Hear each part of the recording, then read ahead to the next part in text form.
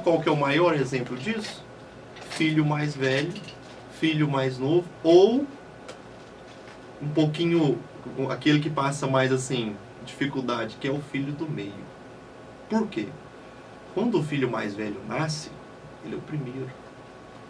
A mãe, como é a primeira experiência dela, ela tem uma preocupação, ela demonstra uma atenção, um cuidado. Aí quando nasce o outro filho, a mãe já passou pela experiência, ela já sabe o que tem que fazer, e às vezes a atenção, o afeto não é como é do primeiro, né? Então tem muito filho que fala assim, igual você disse aí da Maria Luísa, né? Ah, a senhora dá mais atenção. É porque, às vezes, a maneira como o filho foi, né, afetado na sua criação foi totalmente diferente. E quem mais sofre nessa relação, o Adilson, e aqui eu visto a carapuça um pouco, né, é o filho do meio.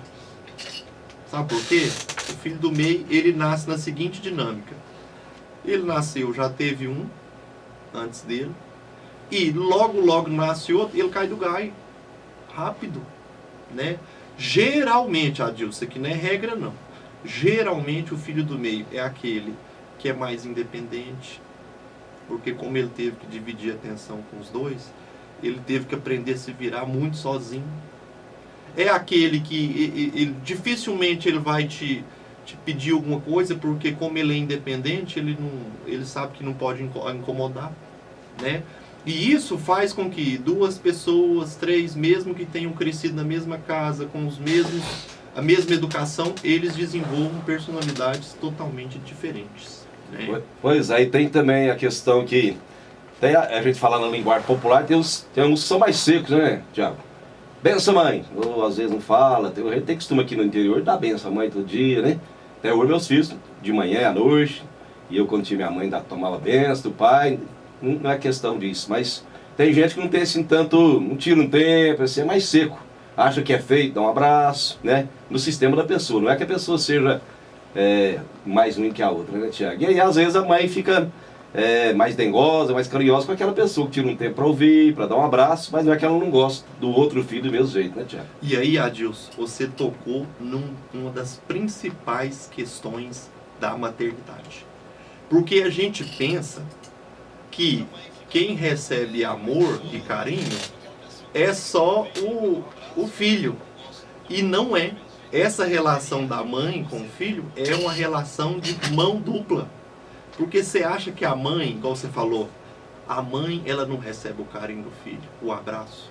Aí tem uma questão engraçada, Adilson, que eu vejo muito assim no trabalho da psicologia, né? Que é o seguinte, o filho às vezes tem medo de dormir sozinho, e o filho provoca esse movimento de mãe, eu vou dormir junto com a senhora, na cama. Porque é uma relação de troca. O filho recebe o carinho da mãe e a mãe também recebe do filho. E aí, tem casos aí, né, Adilson?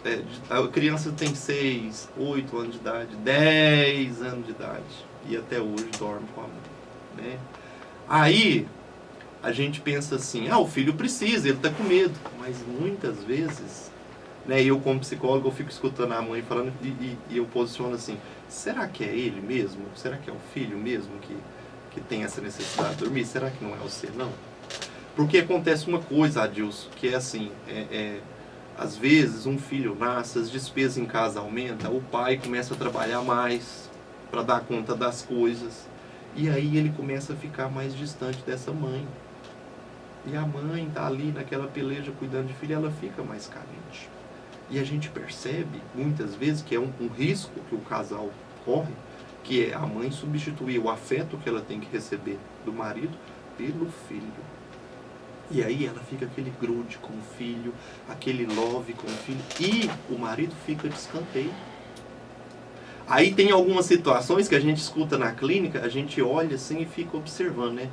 O filho faz de tudo, Adilson, para poder tomar o lugar do pai. Então quando a gente ouve assim, o meu filho dorme comigo e o meu marido vai pro quarto dele, o meu marido vai dormir na sala e o meu filho dorme comigo no sofá.